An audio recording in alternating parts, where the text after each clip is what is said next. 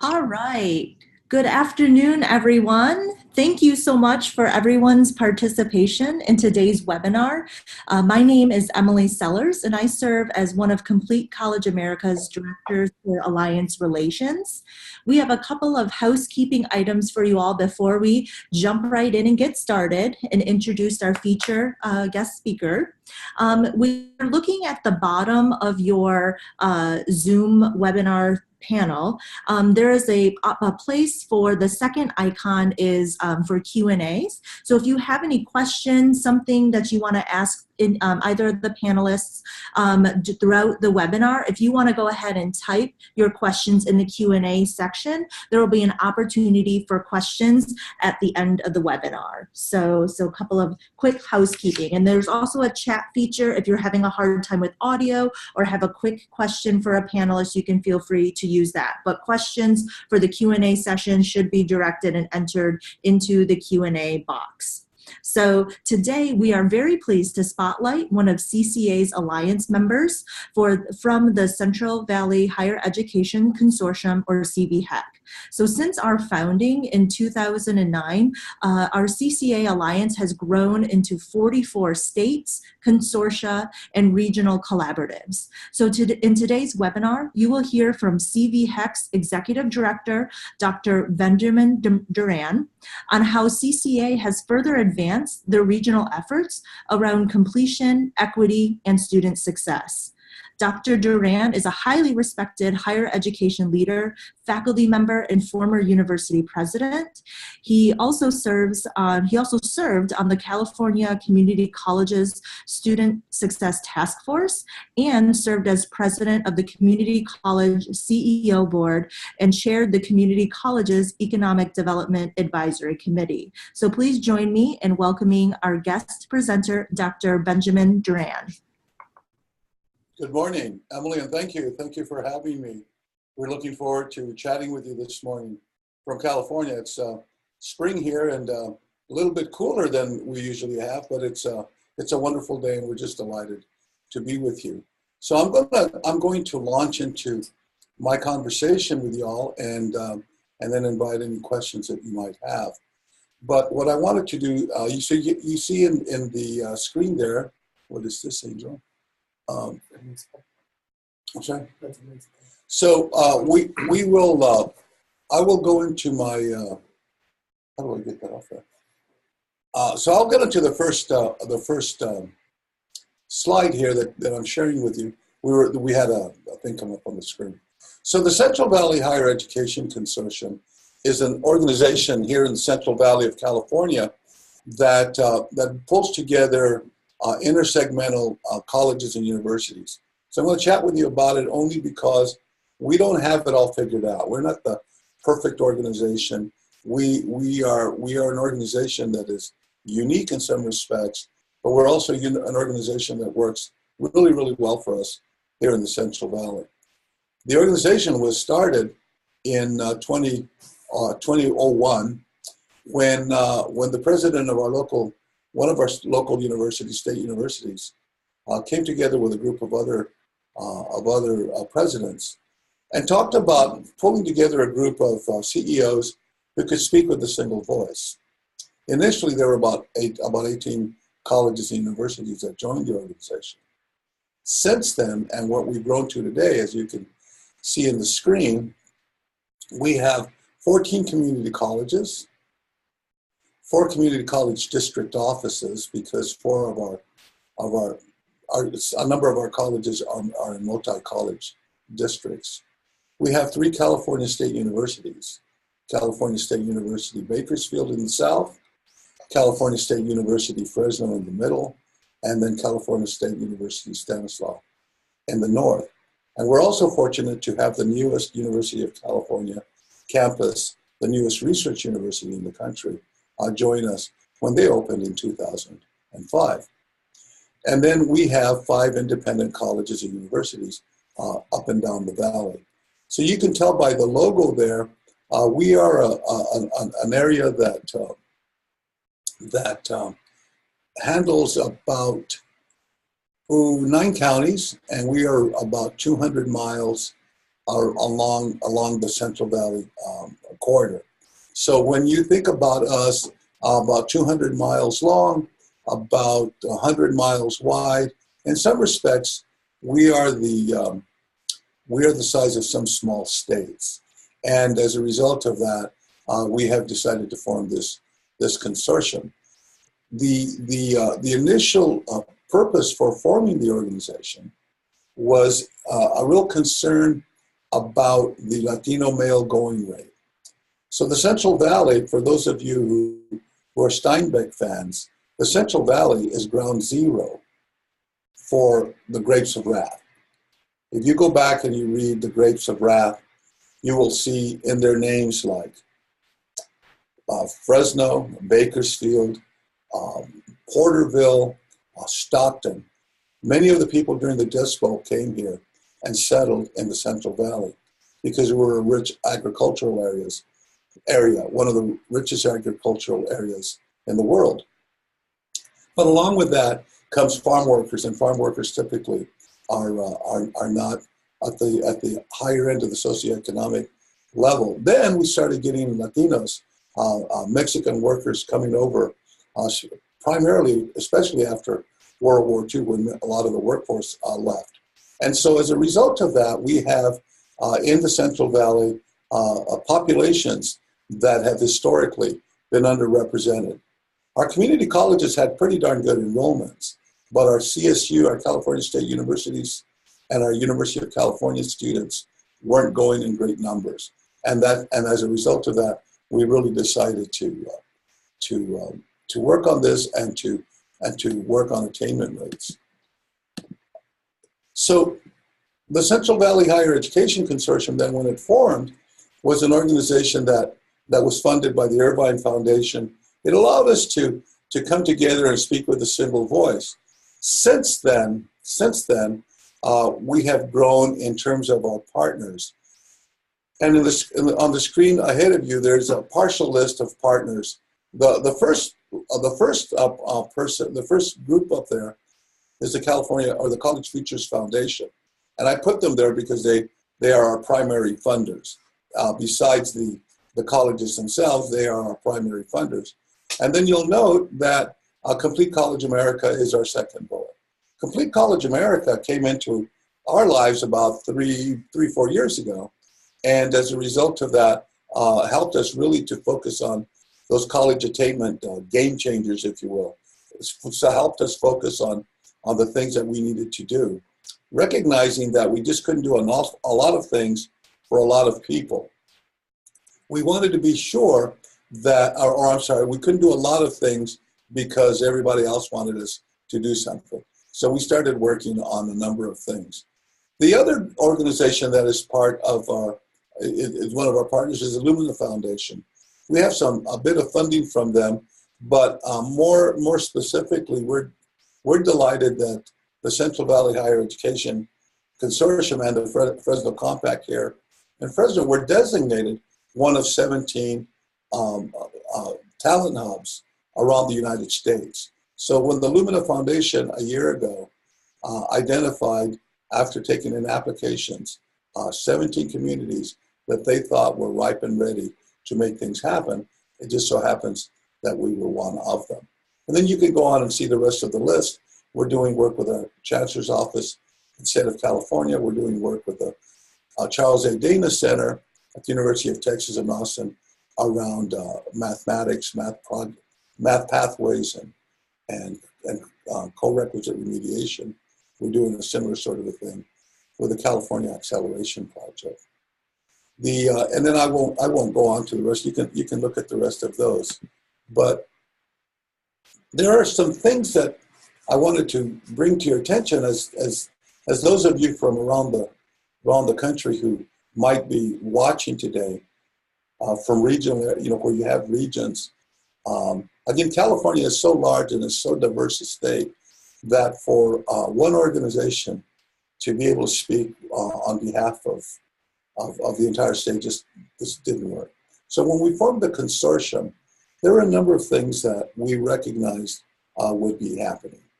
One of them was that when we started to do our work, as we did our work, that leadership changes would always be a problem. And by leadership changes, I mean our board of directors are all of the presidents and chancellors of our member institutions. But as is typical around the country, some of these people move on. They either retire or they move on to other positions. And in our particular case, we've had that. We've had presidents who have moved on. Interestingly enough, the last president who was on board when the organization was founded is now retiring this year. So everybody else has come since then. 5 of our presidents are leaving the consortium this year. 2 of them have taken jobs elsewhere, and 3 of them are retiring. So leadership change is a challenge for us, because what we need to do is continuously keep updating and onboarding new presidents and new chancellors who come on. So another area of another challenge, as I've mentioned, is this 200-mile range, this 9-county range that we work in.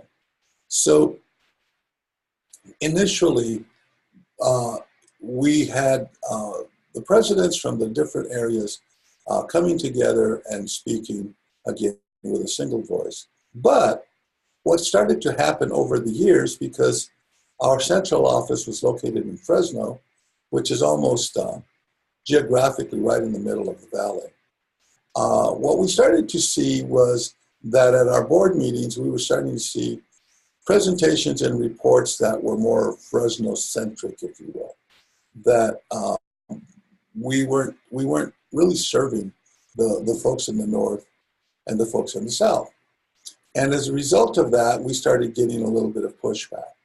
Not only because we had new changes to the leadership and the new presidents didn't even know much about CVHEC, but they were wondering, why are we paying dues to an organization where I drive 70 miles or 80 miles to a meeting, and all I hear about are the things that are going on at Fresno State or Fresno City College, et cetera. So one of the things that we found was, that it's a challenge, right?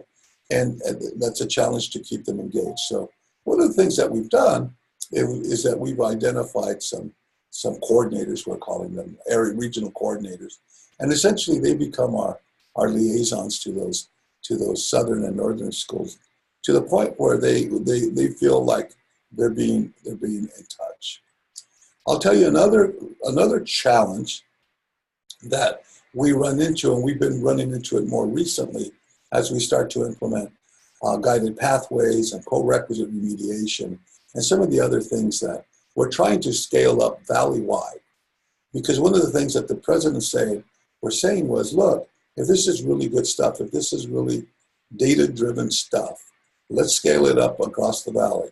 If it's good in the south, why isn't it good in the north? But what was happening was that the rank and file staff, the middle managers, if you will, the faculty, the classified staff who deal with students or who deal in instruction, it all falls on them, but they really didn't have an idea as to who we are. And as a result of that, they were starting to not get pushback from them, but when we showed up at their schools, they're wondering, like, who are you guys? Now the presidents knew, and most of the vice presidents knew, but the rank and file staff. So one of the things that Virginia Madrid Salazar, our strategies lead, has been doing is going up and down the valley, touching base with these folks, and as a result of that, it's getting a lot better. The other challenge that we have is what we call, and you all call, we've heard it. It's every time when we travel abroad, when we travel to other states, we're hearing the same thing, that everybody's suffering from initiative fatigue. That presidents and chancellors will go off somewhere and they'll come back with something and they'll tell staff to implement, or the state will pass legislation or provide funding for new initiatives. And so that rank and file group that I was talking to you about just a second ago are the folks that are suffering from this initiative fatigue. Our colleges are not unlike yours. and our universities are not unlike yours in that probably a relatively small number of people are the ones upon whom all of this falls. So initiative fatigue is an issue for us, and it's something that we're trying to assist them with.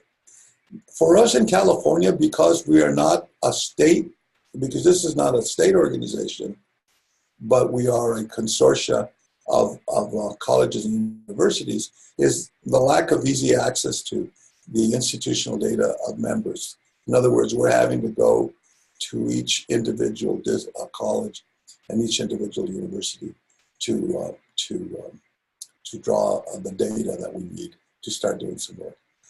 And then the other is growing pains. As we become more successful in doing what we do, as we get more resources coming our way from foundations that are saying, hey, we like the work you're doing, could you do this or could you do that?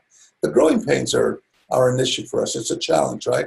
Staffing is always a challenge. Finding the right staff willing to do the sorts of things that we need to do.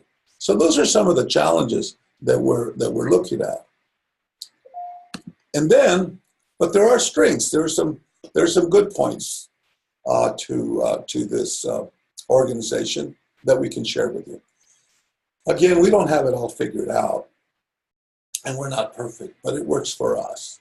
So one of the strengths, and one of the things that has played well with funders, with the foundations that we've gone to, and with the chancellor's offices in both systems, is that our board of directors is composed of all of the CEOs, all of the presidents and chancellors of our member institutions. We're certainly not diminishing provosts and vice presidents and executive vice presidents at all. But one of the things that our board early on said, look, if we're going to speak with a single voice, we need to speak with a single voice as presidents and chancellors. So please, if you can't come to the meetings, don't send a representative who doesn't have the authority or the power to speak on your behalf.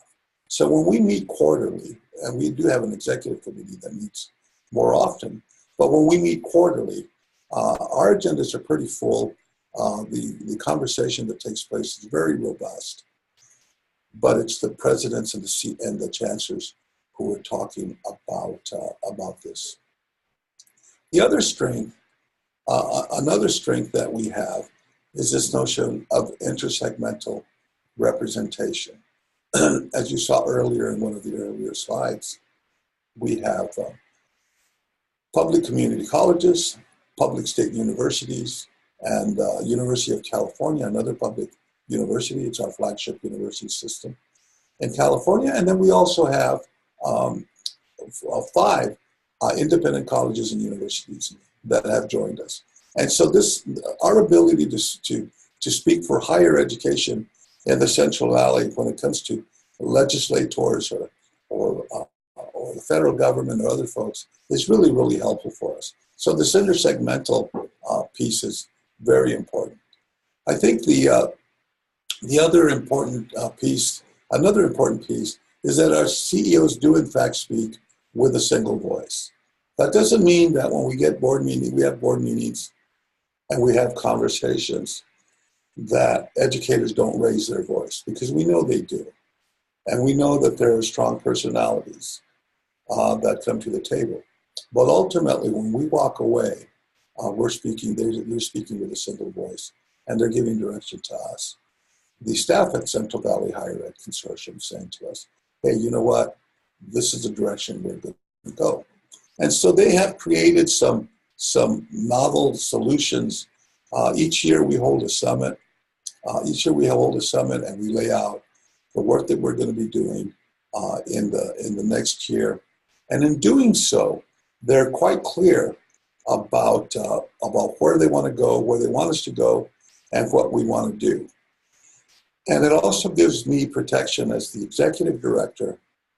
It gives me protection from other organizations that want to come in and want to piggyback on what we're doing or want us to work with them.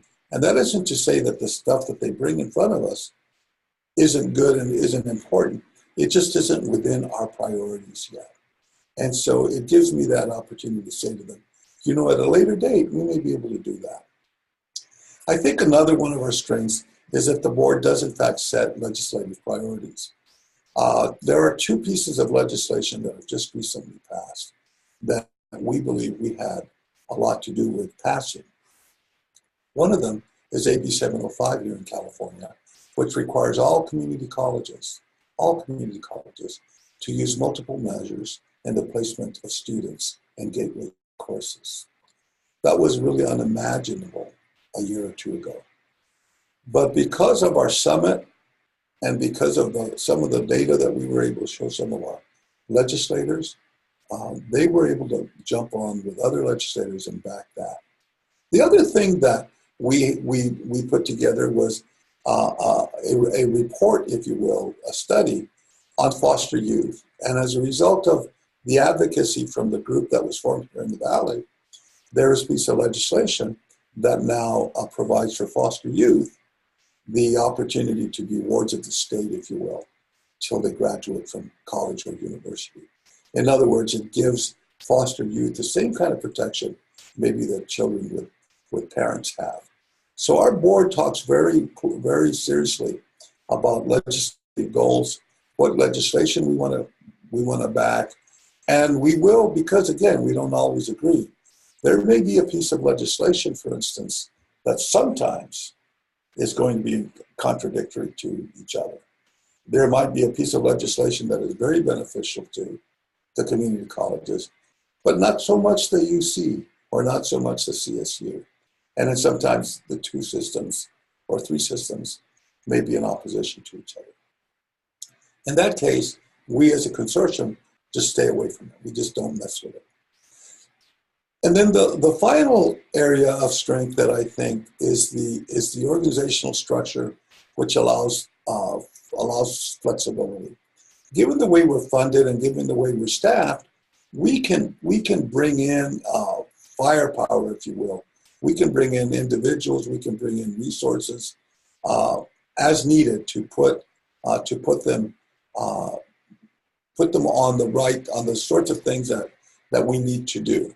So we don't have a structure where we're bound by staffing, or we're bound by this very rigid structure. We're really pretty nimble and pretty flexible. We're small. We're not a big organization, but we have a number of partners and a number of individuals who can come and work with us. So let me just tell you a little bit about how we've been working. So if you look at this slide here, it talks about the CVHEC board, this region-wide joint commitment. And here's what happened. In 2016 and 2017, again, our board of directors came together in a summit. We hold a summit each year. We call it a legislative summit. And we bring legislators from throughout our area, but we also bring partners and funders and other folks. And we really have a serious conversation about the directions in which we want to go. And our board of directors in 2016 set 4 strategies, and again in 2017 reiterated those strategies.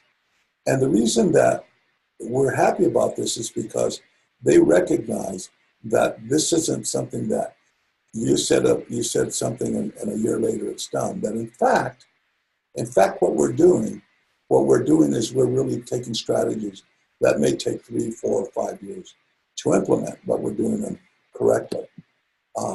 For instance, and these, by the way, you'll recognize if you're Complete College America partners, you will recognize these as I mentioned earlier.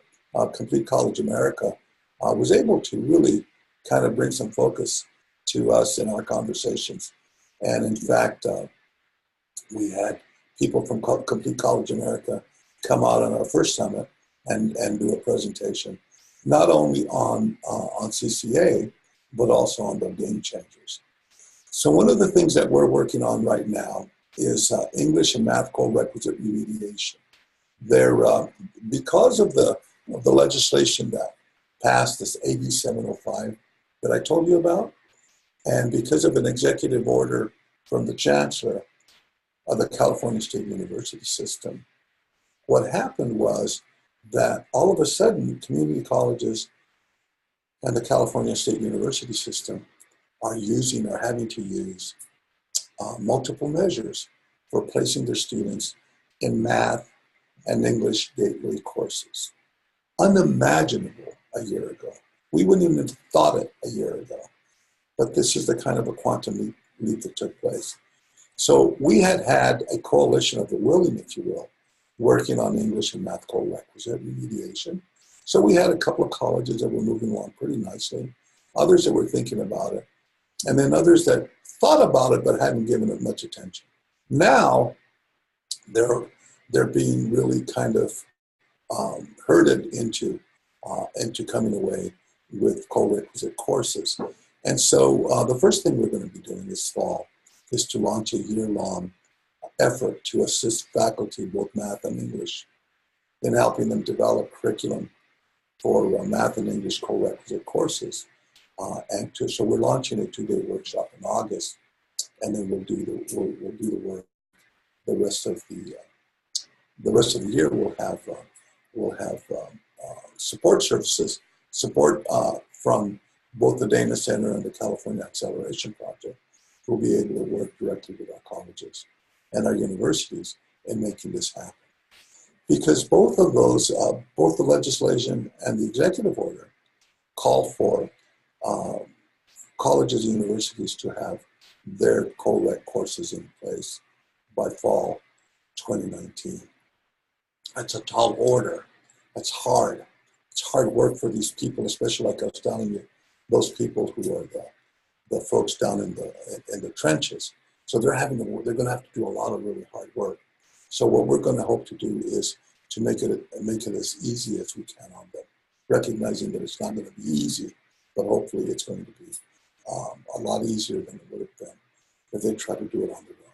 So again, because our presidents and our chancellors have spoken with a single voice and said, we need to scale up English and math co-requisite remediation up and down the valley. That's what we're going to do. Excuse me. The other item that came out of CCA was 15 to finish. This strategy is pretty simple. We try to get as many young people as we can to start seriously thinking about attending school full-time, recognizing that the data shows, even, by the way, for those youngsters of color, those youngsters from underrepresented communities, lower socioeconomic areas, that they do better if they're going to school full-time.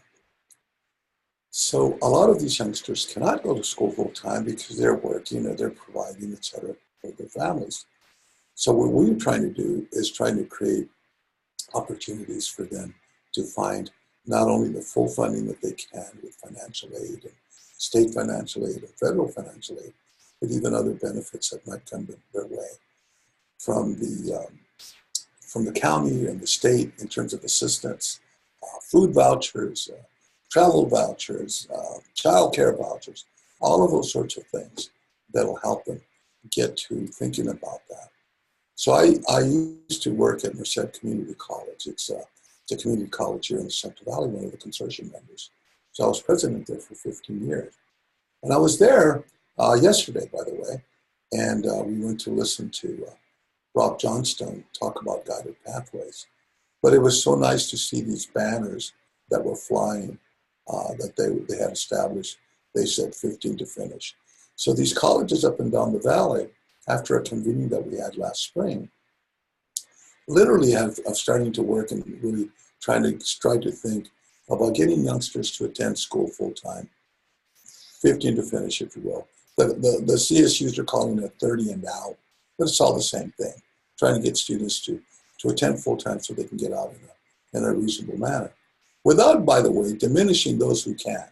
We don't want to make the ones who are still having to take 9, 10 units, 12 units at a time feel bad, because out of no fault of their own, they're just not able to do so. But as many as we can get into 15 units or more so that they can finish in a timely manner, the better off we think they're going to be, and certainly we will be as a state. And then the other is the notion of a longitudinal data sharing platform. In California, we're implementing a project that was developed by the Chancellor's Office of the California Community Colleges, called the California College Guidance Initiative, and CCGI for short.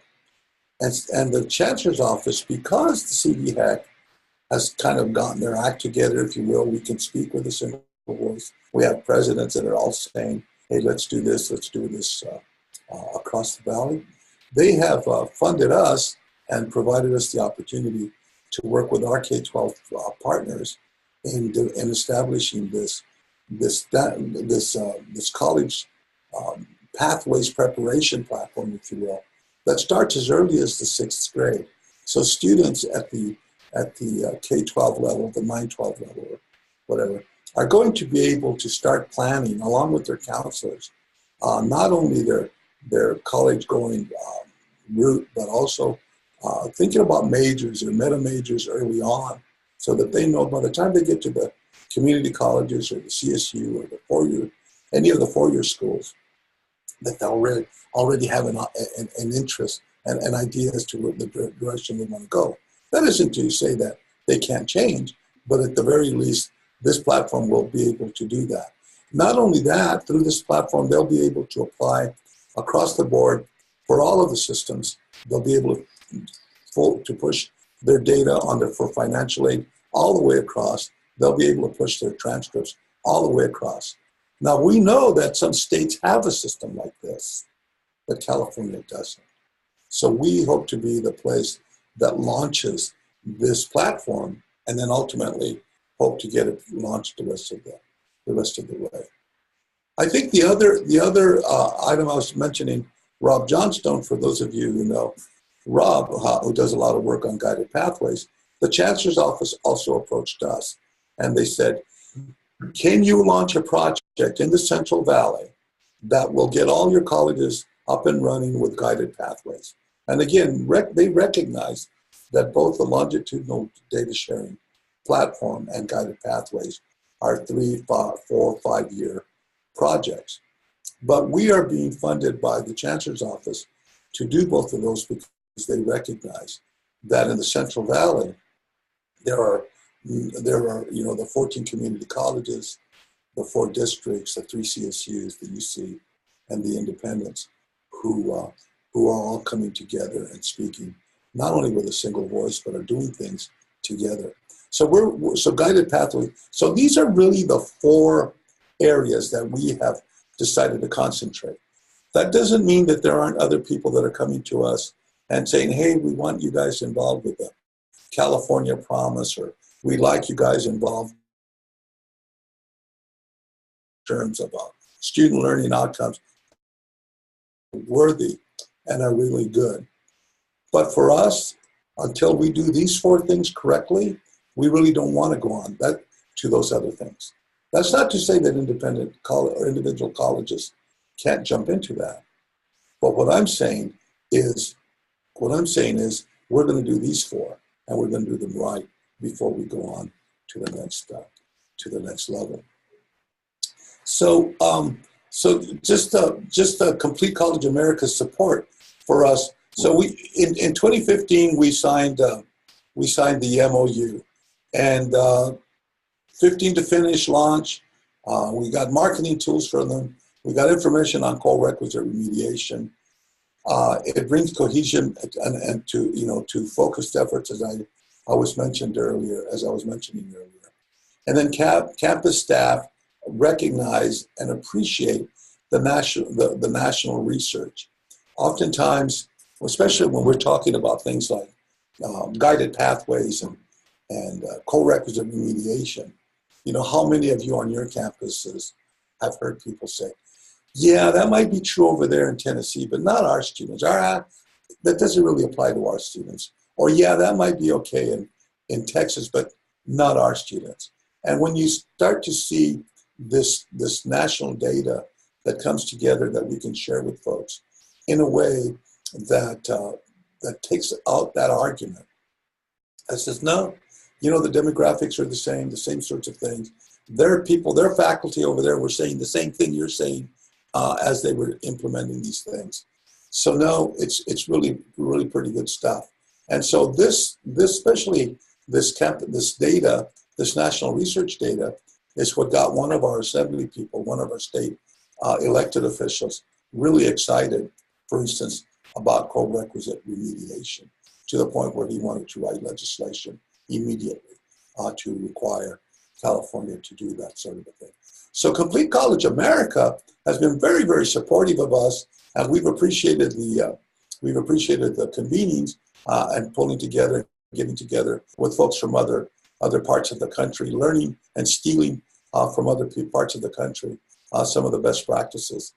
Because, like I tell you, we're doing some things here that are working for us. We haven't figured it out. We're not perfect, but we're getting there, and we're hoping to continue to move this along. And so the work that I've been talking about, we're probably looking at 3 to 5 years before we can look back and look at the culmination of the work and say, you know what, it really has paid off. Because we want to start, we have 2016 as our base year, really. So in 2020, we'd like to go back and look and see where our numbers are. We have some ambitious goals that we've set in terms of degree completion and those sorts of things. And we want to be sure that we're heading in that direction. So thank you for allowing me to go on and drone on and on about the Central Valley Higher Education Consortium. I really appreciated the opportunity to do so. And so I'm happy to take any questions or go from here. All right. Thank you so much, Benjamin, for your leadership and just words of wisdom and insight. We do have a few questions that have come through, so we'll get started with those. And just a reminder for everyone who's on the line, if you have any specific questions that you would like to ask Ben and CVHEC, feel free to enter them in the Q&A section on the bottom of your screen. So the first question that we have, Ben, was, so how did you cultivate buy-in from new leadership and campus level stakeholders when there is initiative fatigue on campus? So what was your selling points? Oh, no. Whenever we do that, we get to go to heaven. That hasn't happened totally yet. But well, let me just tell you, that's like a two-part question. With respect to the leadership,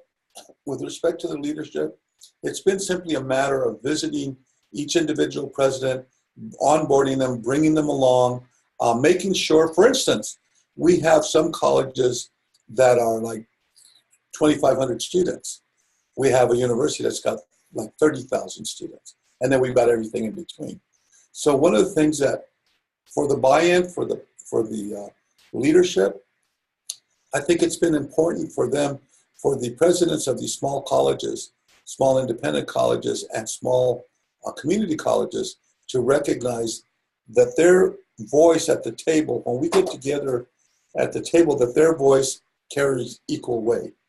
So it's really cool when the president of a small community college with 3,000 kids can go toe-to-toe with the president of a university that's one of the major universities in the country. And really have that president from the university listen intently. So it's been a matter of going around and massaging folks and onboarding them. And it's also been impressing upon the board each time we meet about how important it is to not only speak with a single voice, but also to be able to listen to each other and to give value to each other. As we think about the other, one of the things that we've always said, we understand that the rank and file people really working hard, and we understand that, but we've really never done anything about it, right? I mean, it's easy to say, you know, these poor folks are really working hard and we love them for it. But one of the things that has happened that has been beneficial is that, as I mentioned, Virginia Madrid Salazar earlier, she and another woman from the Chancellor's office, who is part of our Guided Pathways project, who has been embedded here in the Central Valley, if you will, by the Chancellor's office, are literally doing road trips, and they're literally meeting with governance committees and senates and other folks up and down the valley, and not only sharing with them about who we are, but also saying, you know, like, we hear you, we understand, and here are some of the things that we're going to be able to do to hopefully bring bring some relief to what you're doing. And we talk about this notion of initiative fatigue at our summits and with our presidents when we meet them. I think that another important thing around that whole thing is that at our next summit, by the way, we're hoping to bring a lot of those people into the summit. So our summits have been like the presidents, the chancellors, the funders, the legislators, our partners, CCA and others. But now, because we are getting down in the weeds with these rank and file folks, we've actually developed two task forces, one around mathematics and one around English, and they're both faculty run and faculty driven. And we're doing that so that we can really get down into those areas and have them, you know, and have our presidents hear from them. In fact, at our June board meeting, we'll have a faculty member who is the co-chair of our math task force addressing our board of directors. And by the way, the board is very receptive to seeing their own people get up there in front. So it's a combination of a number of things. With the presidents, again, it's massaging them, it's working with them, it's visiting them, and it's and at our board meetings to get them all to recognize that they're of equal stature. And then with the ground folks, it has been effective getting our folks to get out and visit with them on an ongoing basis. That's wonderful. Thank you so much. The next question that we have here, is there anywhere to learn about the longitudinal data sharing platform? There certainly is. In fact, it's called the California College Guidance Initiative. And Virginia's on her phone right now looking up to where we can get you to a website there for them. They are funded by the California Community College Foundation Board, and so as a result of that, they will be able to, you know, they're able to work with us. But the CCGI is a wonderful, wonderful program. In fact, while Virginia's doing that, let me just say this to you about them. They have no idea what potential they have for ultimately really turning guided pathways into kind of a 9-12 issue. In other words, or that that if they partner with us appropriately, it'll be the first time, by the way. We've given a lot of lip service over the years to connecting with the K-12 systems, but we've never done a good job of it. We've dated them, you know, from time to time, but we've never really developed a relationship. This is going to be the first time that the Central Valley Higher Education Consortium, colleges and universities, will develop a very specific relationship with the K-12s. So here it is. Here is the it's called californiacolleges.edu. Yeah, that's the webpage. So if you go to californiacolleges.edu, and then the pilot name is called College Next. College Next is, by the way, the project that they're doing for us here in the Central Valley. So go to californiacolleges.edu, and then the pilot name is College Next, and that should get you into exactly what we're doing here in the Central Valley with them. And if not, get a hold of us and we'll make sure that we get that information to you. That's wonderful. Thank you so much. And we can make sure that follow up with all of the attendees with a copy of your PowerPoint presentation, and then we can put a direct link to that resource. That'd be perfect. That'd be great. So again, we have one more question here, but we want to make sure everyone has an opportunity to ask great questions since we have experts on the line here. So this last question is around the Assembly Bill 705 that you talked about, and how do you think it was that made that happen, right? What were some of the key elements or critical elements to success to really move that forward? Yeah, there's an Assemblywoman named Jackie Irwin, who is kind of who carries the water, if you will, for community colleges, for higher education. And she had been privy to a lot of the similar sort of information, data, if you will, around the value of multiple measures and the value of co-requisite remediation. There is an organization in California called the Campaign for College Opportunity, who happen to be one of our partners when we do things. And the Campaign for College Opportunity, our assemblyman, a fellow named Diego Arambula, who got really excited at our summit. I think it was a combination of all of those folks who came together with our chancellor's office, by the way, and developed, and they said, look, we know that the colleges can use multiple measures, but not all of them are, and some of them are. You know, we just don't have any guidance, any guiding principles, any direction. So this bill was developed by Assemblywoman Jackie Irwin, and it went through without any problems. Advocacy, like all the time, you get a little bit of a glitch, a little bit of pushback from the academic senate, but the state academic senate. But eventually, they came into the fold, and once that happened, the bill went by very, very smoothly. And as a result of that, the bill was signed by the governor, which requires the use of multiple measures for placing students beginning 2019. It's a monumental bill for us because it in fact, to the point where some colleges, one of the universities, by the way, Sacramento State, is not even doing developmental education anymore. They're just placing the students and then providing additional assistance to those who might not have been needed assistance, or who might not have done well before, but they're giving assistance, and they're starting to get really good numbers. So I think that when you look at the numbers that we started to see, like, when you have 100 kids start out and 80% of them are in some sort of developmental ed, that means only 10 of them are going to finish 6 years from now. That didn't sit well with the legislators.